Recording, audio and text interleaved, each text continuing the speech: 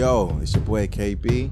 Welcome to another episode of the Animates podcast, joined by Big Murks, TJ, Madara's daughter.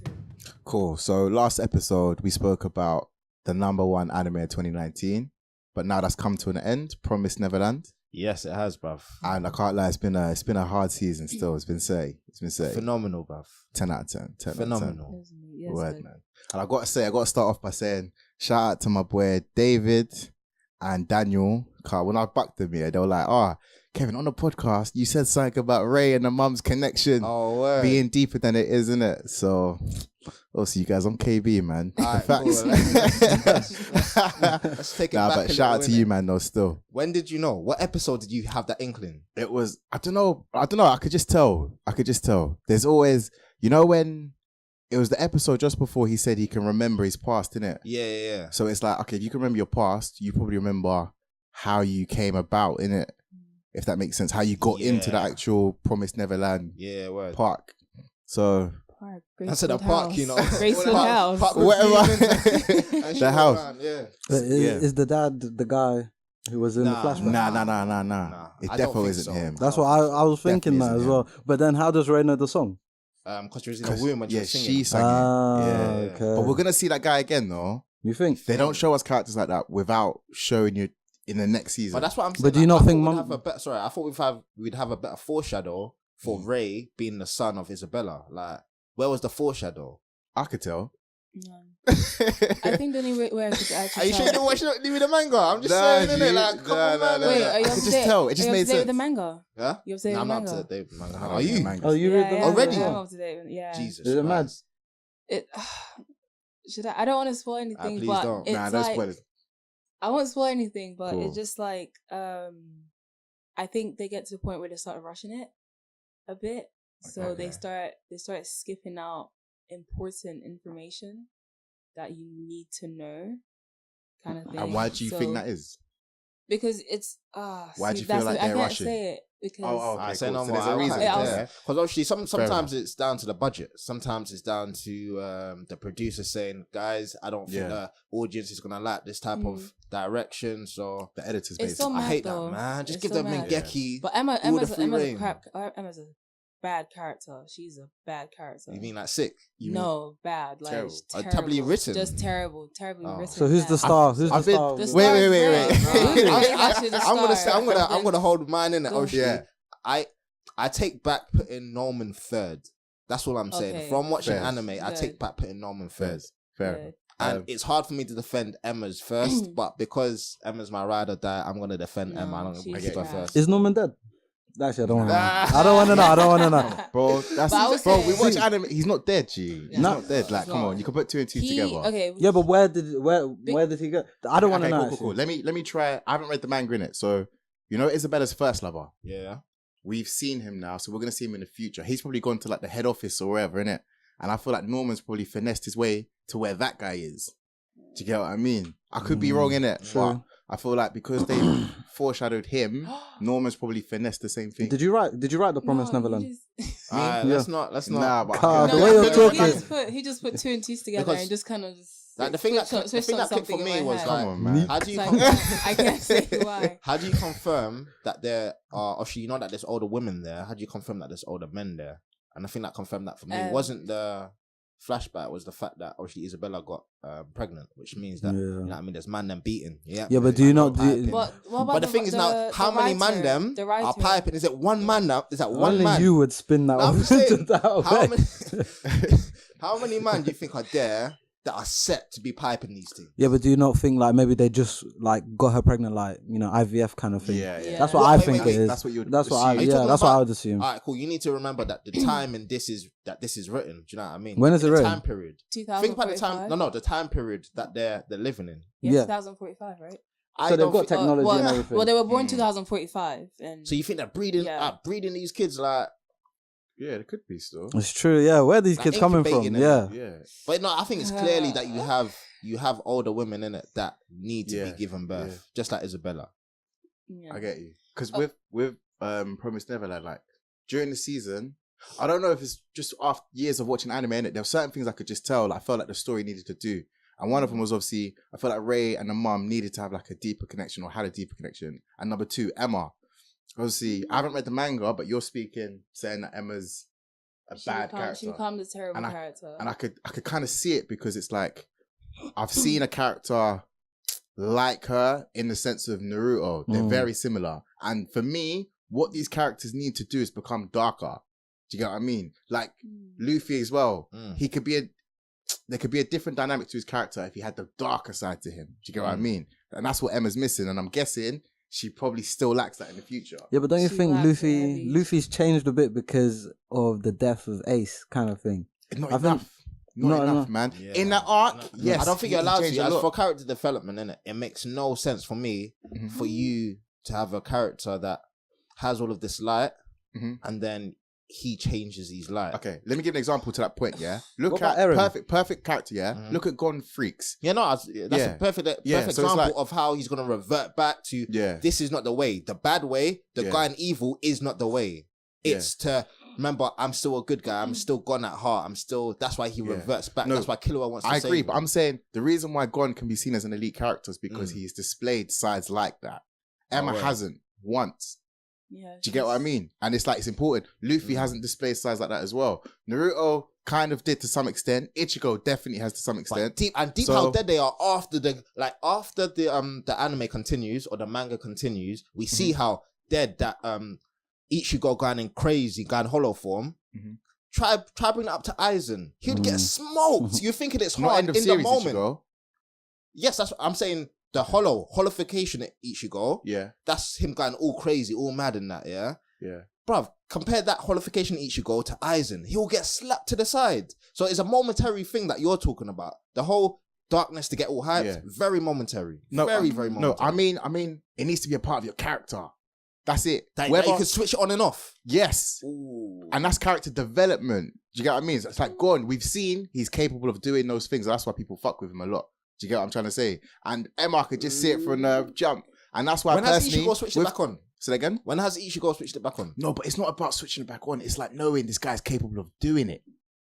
That's the key thing. Emma, when you look at her, you know she's not capable of that side, isn't it? Gon, now when you look at him, you're like, okay, Gon's capable of turning up. Do you know what I mean? Naruto to some extent. Luffy, less so, but he is capable of doing so when the ace dies, but temporary. So when we go back to the ranking of Ray, Norman, and Emma, I've always said Emma's number 3. And kind of Whitney or Madara's daughter has confirmed that Emma's kind of, do you know what I mean? Number 3. Because like, okay.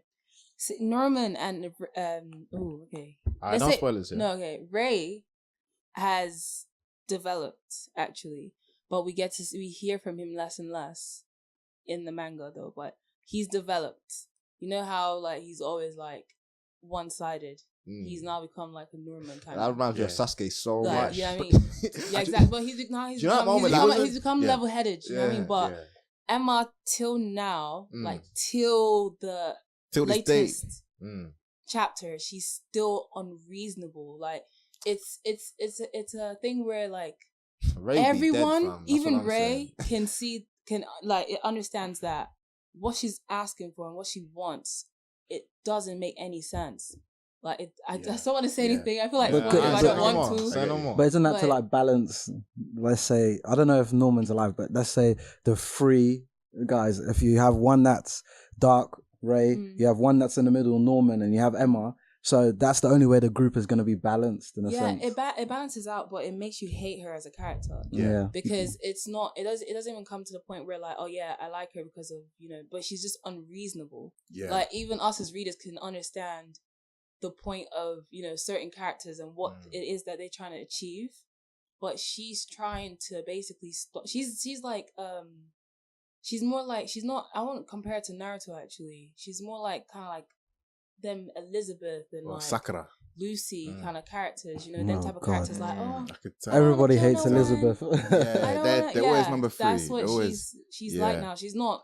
She's nowhere near Naruto. Really? My characters. Meliodas, where are you? Yeah, but one thing I will say though was it was nice seeing the moment I really liked the most. Yeah, was when Norman, even though obviously we think he's dead right now, when he pops up beside Ray and they have their little like interlude, the little conversation, and it kind of hits home like raw, like he's actually kind of brought Ray out from the darkness to kind of make him see like, yo, your plans, your ideas, your intelligence is good, but there's also another way to execute it, innit? Which was the combination of Norman and Emma. And that's how I kind of saw it. It was like, it's like Norman and Emma beat Ray, not individuals beat him. Do you get what I mean? That's how I see it, innit? So Emma alone couldn't beat him. Norman alone, I don't know. I think Norman alone beats him because obviously this is from the anime. Remember when to escape they needed Norman's insight on the entire thing. Remember Ray was gonna kill himself. True. Ray was gonna attempt to, was basically gonna kill himself. But he needed Emma Norman to... was the one who knew, like, okay, yeah, Ray's gonna kill himself, so you need to be prepared, Emma. Yeah. And obviously the pen that they've acquired from Sister Crone that Norman has been able to figure out, he's basically put steps in place so that Emma and Ray can escape with everyone. So I think Norman has beaten Ray. Okay, my point is, Norman thinks of everything, but he still needs Emma to execute it. So it's a combination. I don't think he needs Emma to. I think he just wants Emma's approval because he likes her. Do you know what I mean? I feel like because there's a lot of things like when he was just like, yeah, okay, we're gonna escape, all three of us, kind of thing. So he just wants Emma to be on ball. So he knows that if Emma's not with it, it's going to be hard to convincing everyone else because everyone else looks up to Emma more than Norman and Ray. She's kind of like the big sister of the entire. Yeah, and that's why I feel like her role is so crucial, and that's what Norman needs because he isn't that, but he knows how to use that chess piece. Do you get what I mean? To kind of recruit everyone. So it's like a combination. But I feel like the only difference in terms of Norman's intelligence and relating that across to Ray and Emma is his intentions. So for example, Ray's intentions is more spiteful. He wants to spite Mom for everything she's done and spite the demons so the demons can't have him or his brain.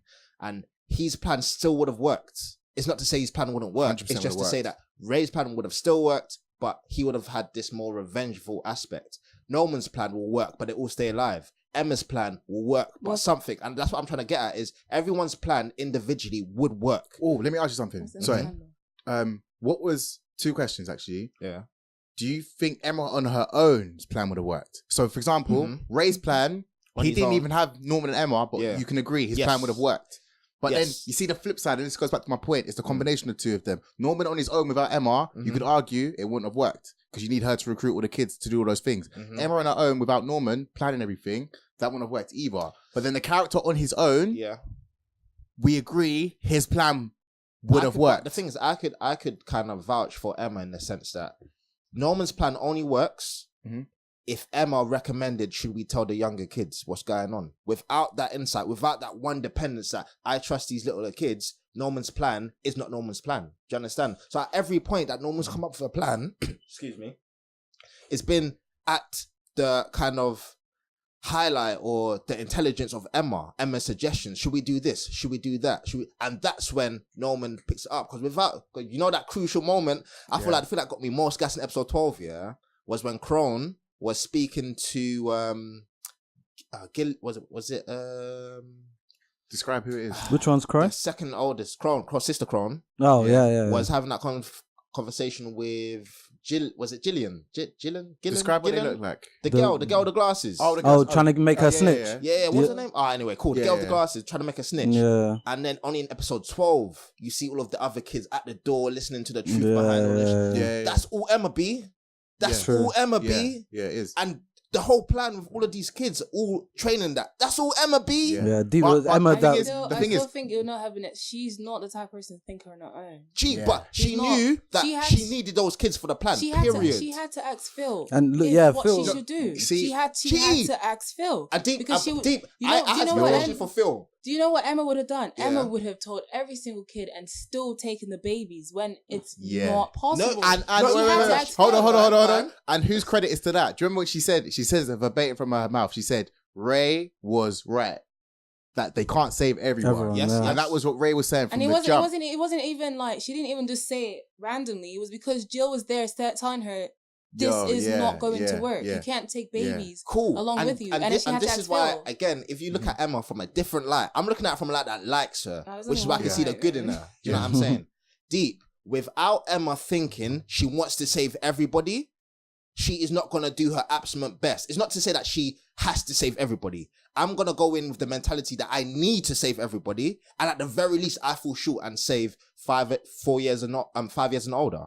And that's why I like Emma. You get what I'm saying? No. Because, fam, if Emma was so stubborn, would she accept leaving the 4-year-olds? If she was so stubborn? No. She wouldn't. That's what I mean. Like, I feel like she finally got to the realization. Yeah, she finally. Not finally. Bro, yeah, she finally got it. She finally. Bro, she finally deep. Ray was, this is what she said verbatim. Ray was right. I can't save everyone, but she will come back for them because that's more realistic. It makes and that's perfect. And that's what she. When she knows she can come back for them, when she knows that's a possibility, that's where it's like I am still saving everybody. Do you understand? Yeah, but I hear that. I hear what you're saying. Yeah, in terms of she's still got energy to save everyone. But the fact is, she wouldn't have escaped unless she kind of deeped. Oh, what Ray's actually saying is right. You can't leave right now with saving everyone. It's impossible. Do you get what I mean? And that's why I appreciate Emma so much, because it's like, finally, character progression. Yeah, you're now not on your high horse or your fairyland that everyone's escaping the babies. It took another kid to tell you. It's unrealistic. And these are kind of things I saw early that Emma needs. She needs it to kind of elevate herself to the level of Ray and Norman, in my opinion. And that's why, to me, she's always free out of those two. And I feel like it's still a toss-up between Norman and Ray. I can still make arguments to defend Ray, but episode 12 shows Norman did mastermind everything, but he needed Emma. And that is why I feel like it's 2 versus 1. He could have done the job on his own, but these two couldn't have without each other. And that's the argument you can make, that Ray's individually above both of them. I still think Ray always takes you know what? It's like, you might think he's probably one of the smartest in it, but he still, how can I explain it?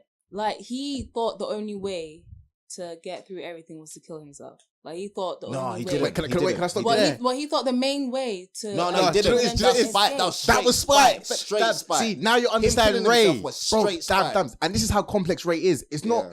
This is the way to escape. It's because he knows Mum is his mum. Yeah. So he's trying to let everyone escape, as well as trying to hit her where it hurts. Yeah. And this is how complex Ray is. And that's what I can see from the jump. This guy is number one.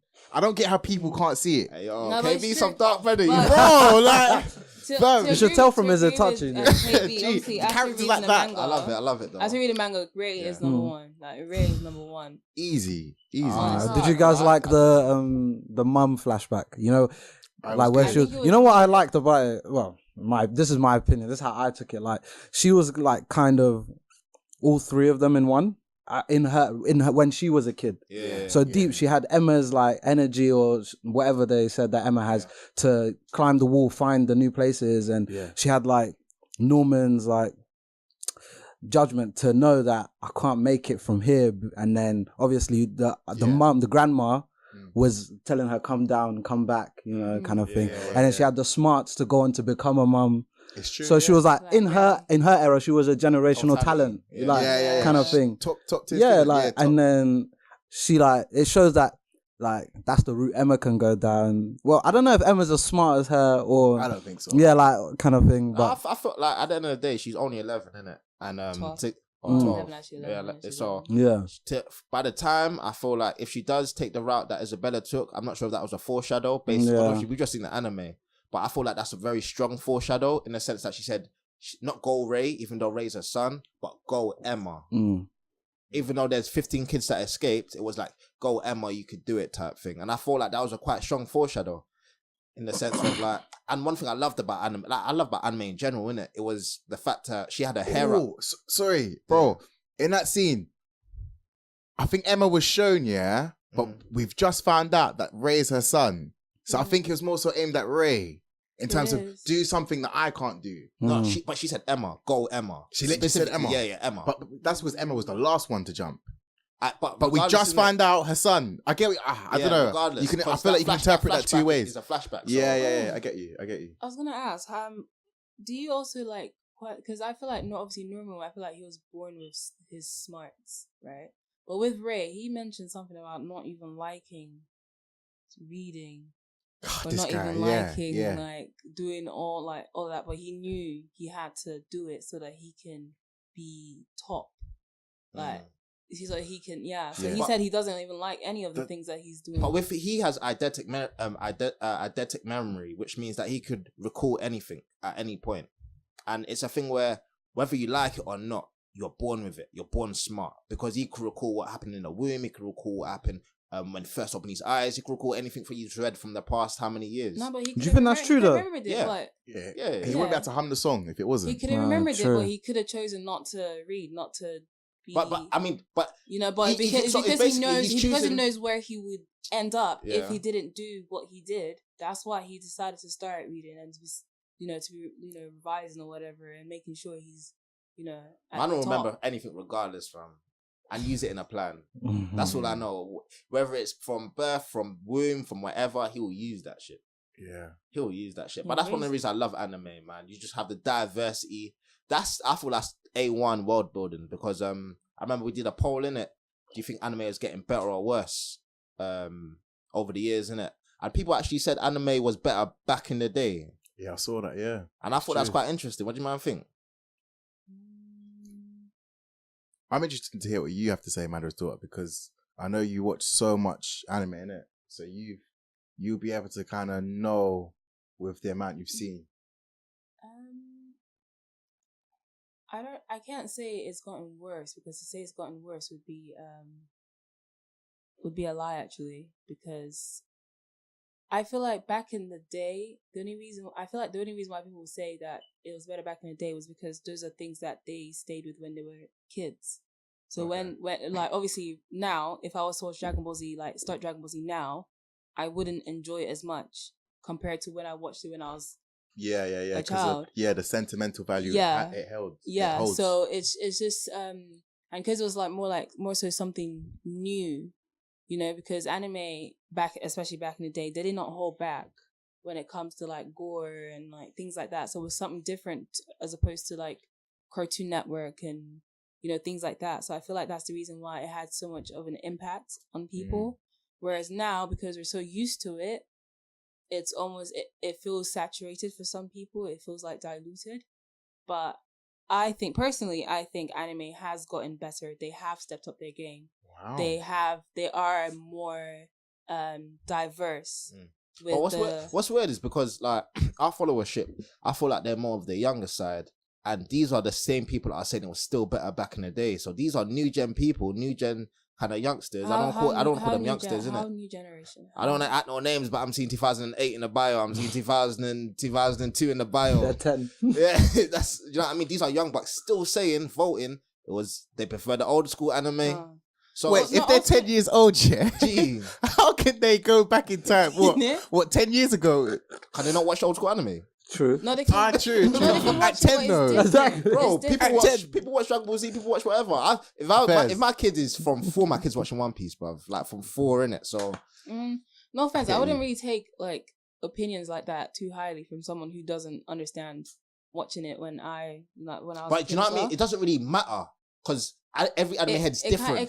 It slightly does because. But every anime head's different though. No, because for example, when I was a child, and I watched Death Note, I'll be like, "What's this? This is crap." Like, do you know what I mean? But when I watch stuff like obviously watch Dragon Ball Z, watch Naruto, I was like, "Wow, this is amazing!" Because there's there's obviously action and there was sometimes blood until they took it out in Dragon Ball Z Kai.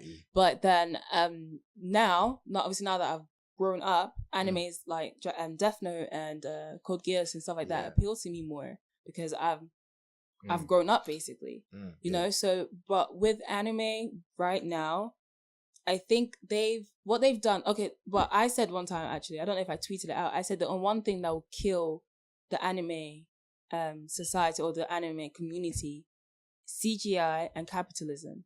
That's the two things that can kill this entire thing, in my opinion. But because a lot of mangakas actually understand that, so they still keep their content diverse. They don't take the Baki route or the One Punch Man route. They stick to their roots, and that's and they just keep making. And animation has gotten better, and because of they bring good animation, they bring good character voice actors. They have a more bigger budget now, and then now there's more like digital stuff, so they can make things quicker as well. Right. So because whereas Akira, they hand painted everything in the movie, everything.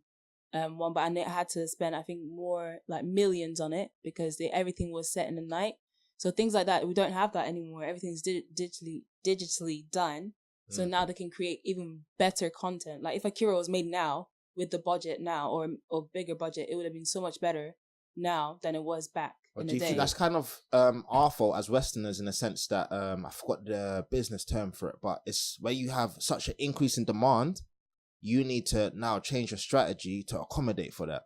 So like, for example, our demand is, we demand things weekly, which is why animes back in the day had to give it to us weekly. The big top 3 had to give it to us weekly. And it's a thing where they cannot keep up with the demand. So now they need to come up with seasons. Okay, now you're coming out with seasons. I need seasons more regularly. And that's going to be the new pattern. I like think of like, I want to say One Punch Man, but they took their time. Again. Yeah, time, bro. From the last in terms of seasons. In terms of making it now, they didn't really take their time. But no, I meant from season 1 to season 2. Oh, in terms of making it. No, I think what took the anime I could say took their time is Attack on Titan. And they came back stronger. It was strong, with the animation and everything. Yeah. One Punch Man, I think because they had the whole, I don't know how long it went for, but they had a back and forth because it's not the same director and it's not the same studio that's making it again. Mad. So everything's changed. So I feel like that affected the time period. And so yeah, and I feel like no, soon is 2 days. Very soon. Yeah. Okay. Yeah. And I feel I don't think it's us as Westerners that influence what it is they put out. It's Japan, because for example, there's this anime Gangster. The anime was really good, but it was popular here because I knew everyone else that was talking about it on Twitter. That was the main topic. It was blowing up, but they cancelled it. Why? Because it wasn't popular in Japan. It wasn't selling in Japan, so they cancelled it. They're not going to do it. So it's Japan that affects what's popping. Yeah, what's even popping though worldwide, even though it's popping here and it's not popping in Japan, then no. There are examples of that of anime actually that are popping in Japan, but worldwide they're not. But they're still really good. They hold them to high regard. But Max, what was your what's your thoughts?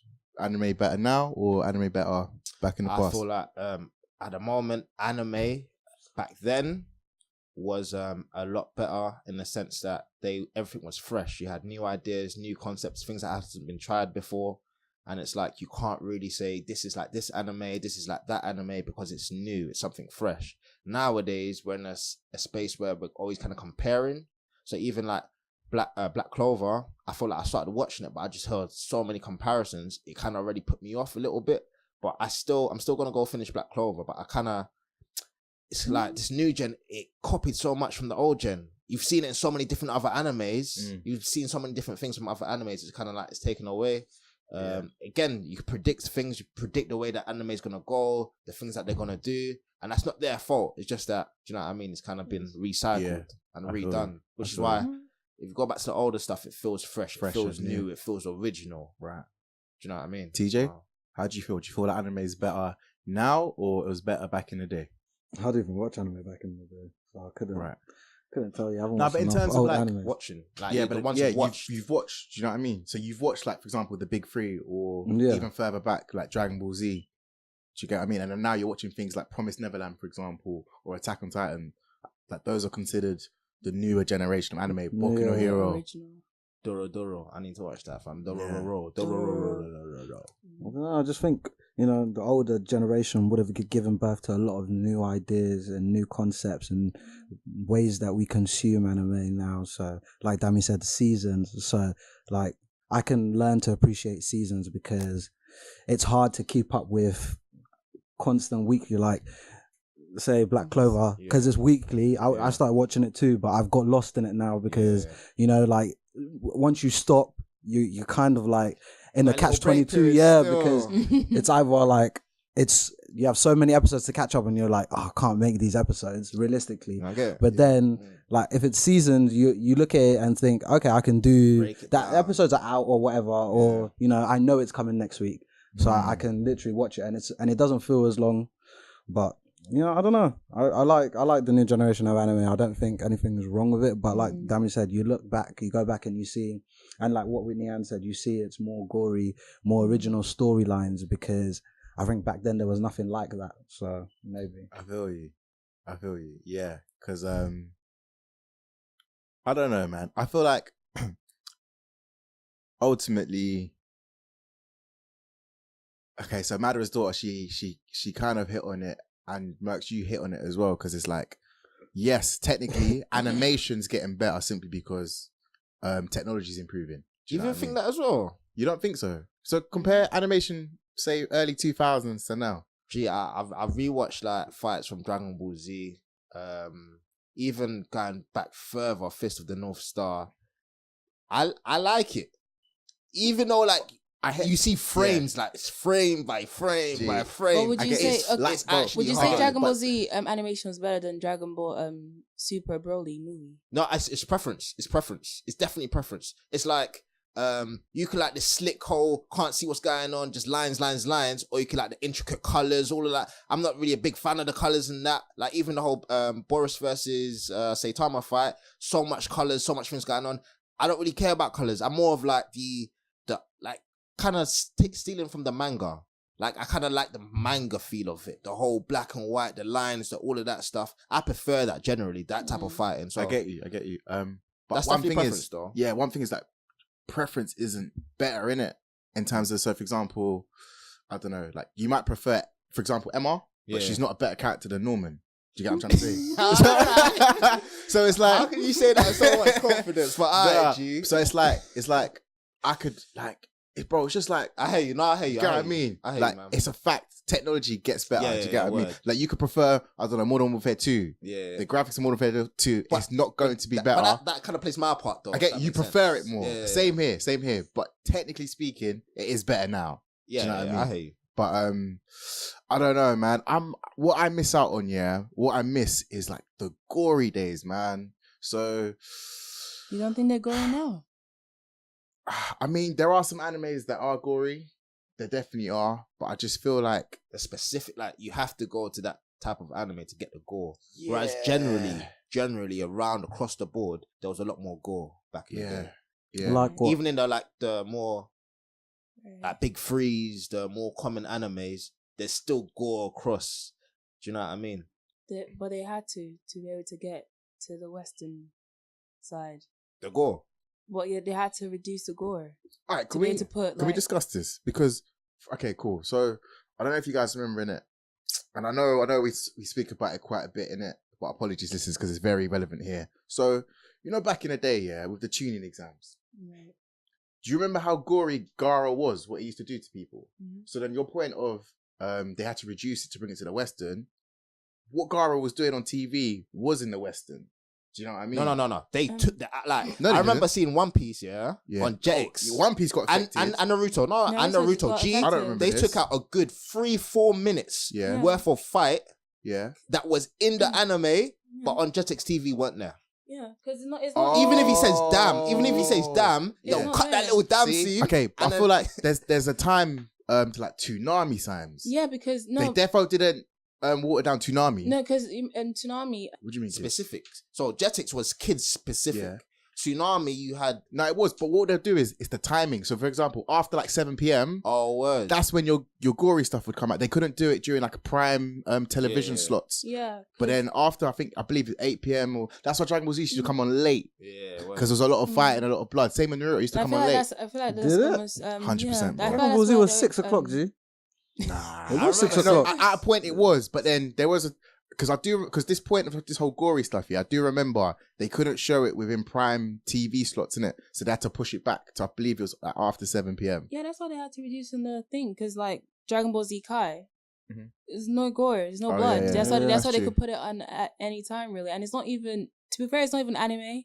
It's actually cartoons as well. And general. who's that for? So like, as you said, because you said Madara's daughter, going back, it's all about how it kind of plays out in Japan.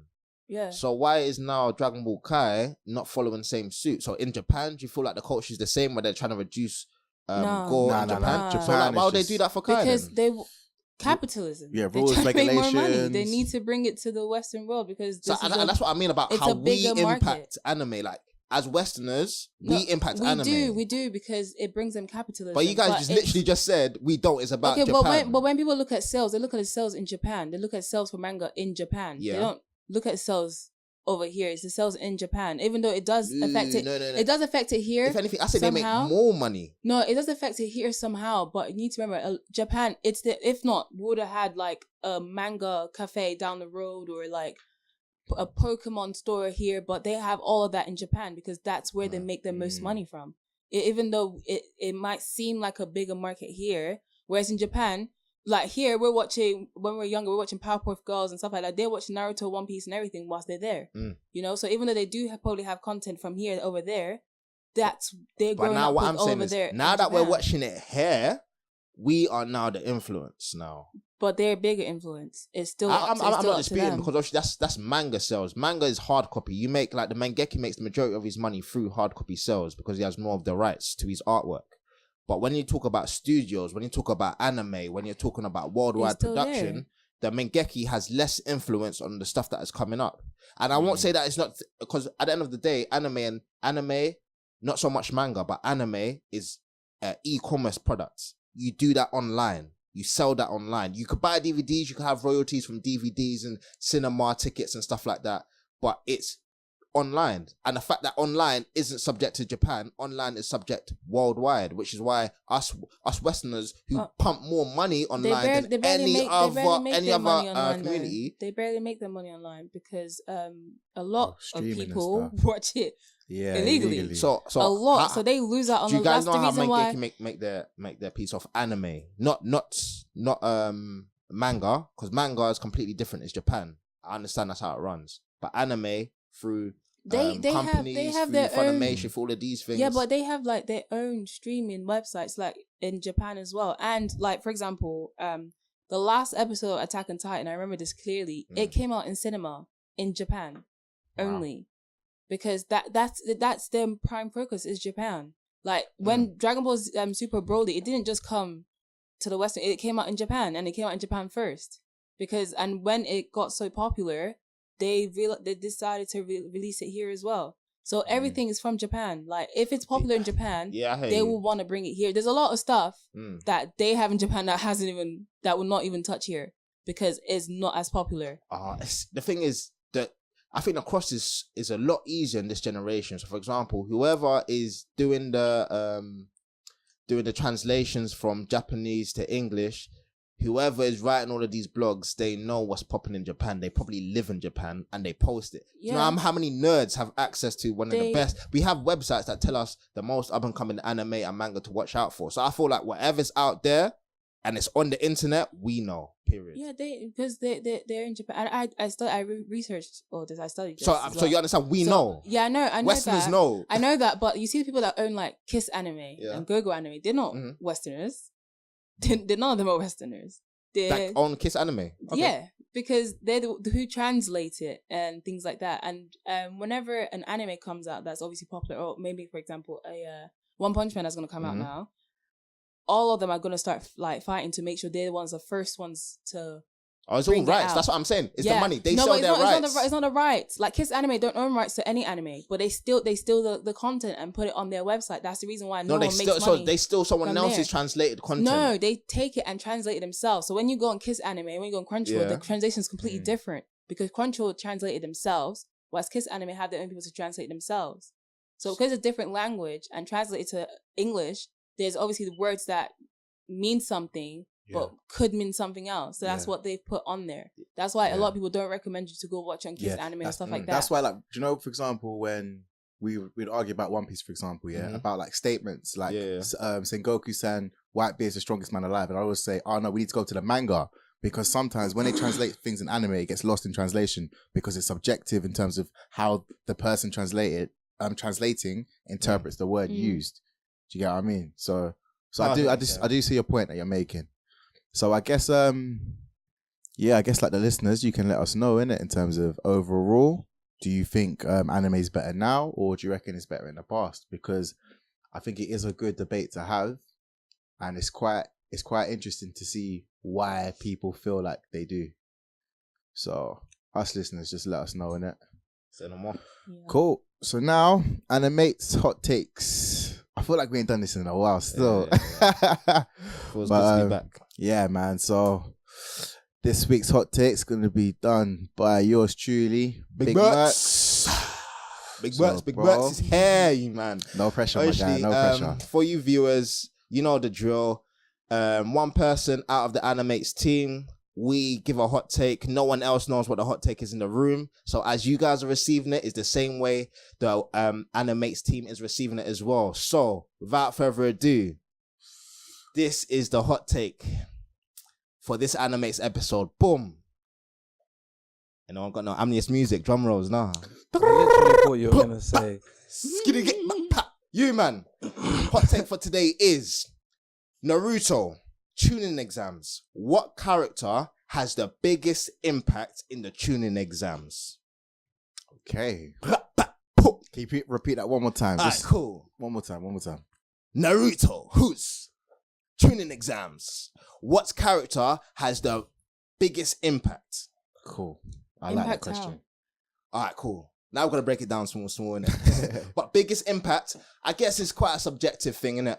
But biggest impact in the sense that without their presence, we have a loss in the Chuunin Exams, the arc which is the Chuunin Exams. Without their presence, it's like, even though someone else is a better character and has better abilities, even if they weren't there, it's calm. Do you know what I mean? What person has the biggest impact in the Chuunin Exam arc? So from beginning to end of from the Chuunin beginning of Chuunin Exams, and I'll tell you where the end is, yeah? And the end is just before the bomb goes off when Sasuke is fighting Gaara. Okay. That's the end. You end it there. Fair enough. Yeah? Cool. Lovely. Good question. So, how are you feeling, guys? But you might kick it off then. Yeah, what do you think? It's my hot take. That's a sticky question. Let me direct this in it because it's a good question. I feel like I got a right answer and a favorite answer. Yeah. No wrong answers. So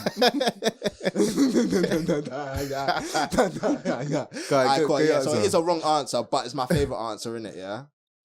Shino for me. Yeah. And guys, been another episode of the Animates podcast. Come back next week. You man. Like that's why I said there's a right answer and a favorite answer, innit? I feel like that's my favorite is Shino. Explain that. I thought guys that you don't know who Shino is. Shino is the guy. I'm not sure if he's a. No, it's not. It's just a passed down ability where he controls insects. So insects have been infused with him. I think from birth or something like that, according to their clan, and they kind of feast on his chakra. And he kind of, he can manipulate that. He could use his abilities to steal other people's chakra, to manipulate the insects from around him, close nearby him. So that's kind of his clan's ability. And Shino, for me, kind of set that whole pace of, I'm hard, period. Like, you don't know who I am. You don't know what I do to you, tough, innit? Mm-hmm. But I've just slapped the first sound ninja out of the way, clean. The sound, because the sound from the Sound Nation or the Sound Village, the sound like you thought they were hard, innit? Mm-hmm. Shino comes in, bangs and one bang, finish, goes flying. You know what I mean? Secondly, everyone gets put on the genjutsu. Only Shino is the one that breaks it. Do you know what I mean? He's one of those guys. He wasn't the only one. Him and some other people, but he's the main one, innit? You know what I mean? So boom. Okay, but so you feel like taking him out will impact the entire Chuunin Exams? Nah, it's my favorite. That's why I said there's a right and a favorite. I said no more. Cool. So the right one is Lee. Rock Lee is the number one person who, for me, impacted the Chuunin Exams greatly from beginning, like even to when they're all arriving to the Hidden Leaf. So when the sun comes, where you have the Lee and Neji come through, have their little spat there. He's just been consistent throughout, even to when he's in the bed, in a hospital bed, and Naruto and Sakura come to visit him. It's like he's just been so impactful throughout that whole period. So I agree.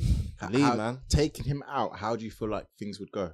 No rivalry between the strongest people. So he's like a mediator for me. So you have the strongest people, strongest competitors, which is Neji, Gaara, Lee, Sasuke. Those are your strongest that you're watching out for. And I guess the it was meant to be the sound were hard, but they weren't really. But it was kind of the 4. He was the person to step up at each point. Step up with Sasuke, step up with Gaara, step up with Neji, because you know he's trying to beat Neji. So all 3, this is the one person that connects all 3 of them. Do you know what I mean? So I think also because I swear, obviously Gaara could only use Rock Lee could only use Taijutsu. So I think, knowing that, everyone probably thought he was the weakest, like out of everyone. And then the one image that comes to my head every time someone says Rock Lee in the Chuunin Exams, when he punched Sasuke, and Sasuke was like, I think I even drew that image as well, because I think that's a very memorable image. And also when he took off his weights as well, legendary anime and then you're just like, you're just okay. What does he have? And he just fuck shit up. So I think definitely Rock Lee and Gaara. Yeah, you only have to pick one still. Like, what are you picking? I don't. Because Gaara's for the story. Like, I don't think it was specifically for the Chuunin Exams. Even though he did very well in Chuunin Exams, he was more for the story. So I just want to focus on this arc, like each fight, each member, each interaction between the sensei and the pupil. Like, who do you think KB? Actually, no. Before we go KB, let's see what TJ's saying. I would have said Lee as well. I can't lie. That was my. I don't know, man. I feel like he affected each one of them. You know, like he affected Neji, and like Neji was just like Lee lost, so Lee still trash kind of thing. You know, but that made Naruto like step up. I think that's what helped Naruto beat Neji, in the sense that like it motivated Naruto even more to go and like, you know, in his fight, beat Neji. But think about just the Chuunin Exams. Forget character progression for Naruto. Forget everything. Like the Chuunin from when they're all lining up and the rules are getting said. Like who was the most, like who had the biggest aura there? It might even be Kakashi. No, Kakashi still. Anyway, but who there has the biggest aura in that arc? Yeah. See. That's a different question. No, the most impactful in the arc. But you just said who had the biggest aura. Oh, that's because I think Sasuke was one of the person that the most impactful to see. You're saying is leave, but for Naruto's sake. No, but I say he impacted. He made Sasuke go train, get faster, all that shit, and then that's when they were like, "Oh, he's even faster than Lee was." In the or do you think that he had that before? He had that in the bag before. He had that in the bag from the time that he beat him. From the time that he beat Sasuke, it was like Sasuke has to train. So regardless. Yeah, so that's my point. And then he impacted Neji and he impacted Naruto. Naruto was like, nah, like Lee's still not trash kind of thing. You know, you're gonna like take him in. Like that's how I saw it anyway. What do you think? I'm a bit split on this, innit? Now playing that devil's advocate, I would say personally, I feel like Gaara's a bit more important than Lee. One thing I will give to Lee, is the fact that his moment of dropping the weight is so iconic. It's levels like your Vegeta over 9,000. It touches that kind of tier of number one. G. So again, that's a big statement, bro. 100%. I feel like that's such a defining. Double down on it. 100%. When you speak of Naruto Chuunin Exams, that moment comes in because everyone remembers how they felt when they first saw it. Do you get what I mean? Yeah. Those are the type of moments, that your real life TV shows can't give you. And that's the things like that separate anime from the real world, in my opinion, because it's so fake and dramatic that your real world can't give you that. And that's what I love about anime. That's what I love about Naruto, and that's what I love about Lee, because his character was defined based on that moment. Yeah, cool. Now the reason why I say I would edge it to Gaara, is because the Chuunin Exam doesn't even start until you see Gaara, because obviously Lee's an internal ninja, but you do see him later on. But then Gaara is from a whole different village. So when you first see him, it's like, I've never seen you before. You're wearing a different headband. What's going on? And it's like, then you get introduced. These ninjas from around the world are coming together to participate in the Chuunin Exams to become Chuunin. So it's like, the reason why Gaara is as well is because as classic of a moment that is with Lee dropping the gates. the weights. He's doing that against an opponent that's pushed him to that level, which is Gaara. So it's almost like a win-win because it makes Gaara look good if he survives the moment, and it looks Lee look good because he's the one performing or he's the one dropping the weights. And the only thing that I say takes away from Gaara is that you already know this guy, he's already been hyped up, which is why that kind of viewpoint doesn't really stand in the sense that this guy's meant to come in hard, period. He's meant to be hard. He's meant to be this guy. Lee's not. So he's kind of, the way that people look at him now is quantified dramatically by dropping the weights. Gaara still isn't. Do you know what I mean? So if Gaara did lose, how would you guys take that?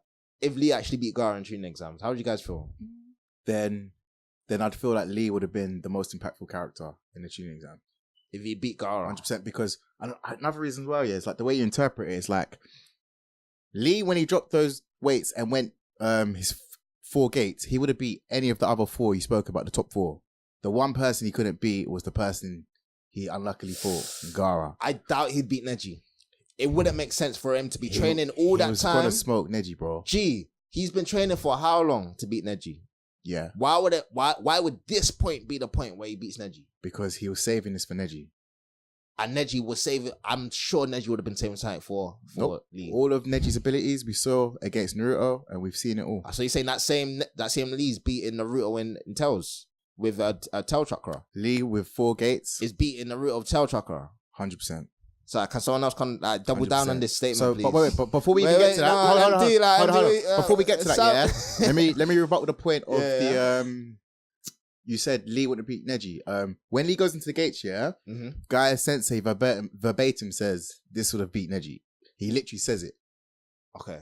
This is the same guy who thought Lee would have beat Gaara. Because he doesn't know Gaara, but he knows Neji.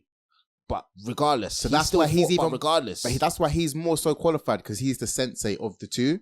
So therefore, if he's now saying, and it's like the onus is on Lee, because your sensei has now said, Lee, this hidden jutsu, the gates, that Guy taught him himself, and he knows his student Neji, he's saying that he's going to beat him. Do you get what I mean? And another point for Gaara. I need some verbatim facts. I need some words. It's the moment he goes gates. Yeah. I remember this, bro. This is Naruto. Cool. I don't argue Naruto. Maybe, another thing as well, yeah? I feel like everyone overlooks the Forest of Death. Do you know the one person you didn't want to bump into in the Forest of Death? It was Gaara. Because Gaara was actually killing niggas. Gaara was actually breaking people's bones, taking off their arms, taking off their legs, making them scream, the sand coffin. Yeah. So he overshadowed Lee again in the Forest of Death. Yeah. Then you could argue Lee overshadows him with dropping the weights. But then the thing that trumps that is Gaara still beats him. So you have to give it to Gaara ultimately. And then the last rounds in the big stadium, you have to give it to Gaara again because Lee didn't even make it to that round. So Gaara is in all phases of the Chuunin exam. Although Lee has the most impactful moment, Gaara is consistently impactful in all the moments. And it's because we know Lee as well. Do you get what I mean? We don't know Gaara is. Yeah, he's the protagonist of the Chuunin exams. Cool. So for these all you've really said is Gaara is the strongest. He's the most impactful. Because he was the most impactful in the Forest of Death. Because he brought the threat. Do you get what I mean? Like, you know Promised Neverland, how you feel when you see mom, you're a bit scared. That's how Gaara was. Round 2, the one person nobody wanted to fight was Gaara, but obviously Lee, he's in his own cloud, he's in his own bubble that he can beat anyone, innit? Unfortunately, he didn't. Then round 3, obviously the main event was Sasuke versus Gaara. Yep. That's what everyone wanted to see. And arguably, you could argue Gaara would have beat Sasuke then as well. So why is Sasuke and Neji not on this list? Sasuke, I don't think Sasuke is above Lee, but Sasuke is above Neji. I don't think Sasuke is above Lee. Sasuke is above Neji. Yeah, 100%. I give it to you, but he got slapped, man. He got slapped by Lee. He got bitten up by Orochimaru. Like, he hasn't really shown much. Like, it was kind of like, we thought you were hard from your other S-class missions that you did prior, that you didn't even know was an S-class mission. It's like, we thought you were sick. And then you got smacked up by... Because the reason why I give it to Sasuke above Neji, maybe just below Lee's, because they both have impactful moments. But Lee's moment transcends Naruto, because it's a big anime moment, dropping the weights. But Sasuke did something to Gaara that Lee was unable to do, which was make Gaara bleed. And so when you're seeing that, this is the first time Gaara, the main protagonist, has ever bled.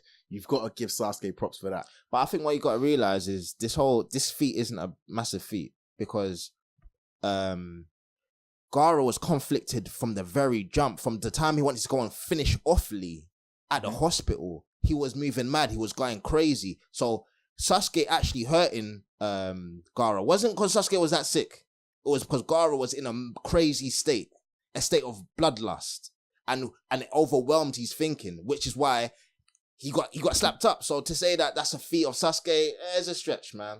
It's a feat of Sasuke because Sasuke managed to get faster than Lee in his base form. He did training, and the reason why matched Lee is this lost in translation? I'd say he's faster. Matched Lee. I'm going to say translation says matched Lee. You could interpret that, but I'm saying cool. Okay. The reason why I edge it to Sasuke is because Sasuke has matched Lee, but he's got Sharingan. Yeah. So that you'd edge it to Sasuke. Yes. Because he can now, do you get what I mean? Sasuke's problem was his eyes could see Lee, but his body couldn't. Now you've got someone that can match your body plus his own eyes. His Gates reaction. Lee. No, I said his base form. Alright, cool. It's a past base form, but not Gates. Yeah. But he's got his Sharingan now. And I'm saying Sharingan equals Gates, so it's kind of like... Yeah, but it's like... But ultimately, you have to give Sasuke's props because he surpassed Lee in a month. And, obviously, I've mentioned this before, he made him bleed. And secondly, do you remember how he entered the Chuunin exams? With Kakashi. The third round. Yeah, the final round. I think he came late. Yeah. Do you guys remember? He had like a second left or something like that. And he was going to get disqualified, came on a show thing. No, it was hard, man. It was hard. Yeah, no, that was an entrance but and a half. Just to rank it, I'd say Gaara, then Lee, just for those points I said earlier before. Alright, so for the viewers, just to round this hot take up, the hot take for today was Naruto, Chuunin Exams. What character was the most impactful in this scene? And we've come to a conclusion that we're going to round it up to 4 people. We've got the 4 candidates, which are going to be Sasuke Uchiha. We're going to have Gaara. We're going to have Lee. I'm going to have the rest in peace, the one beloved, the true, to pay homage to Neji. So out of those 4, who do you guys feel is the most impactful in the Chuunin Exams? Let us know. We'll run a poll as well. So feel free just to let us know whether that's the Instagram or the Twitter, and just say why. And of course, if you agree with anything we say, please let us know. If you disagree with anything we say as well, please hit us up on the socials and let us know. But it's been another episode of the Animates podcast. Thank you very much for listening. Peace. Bye.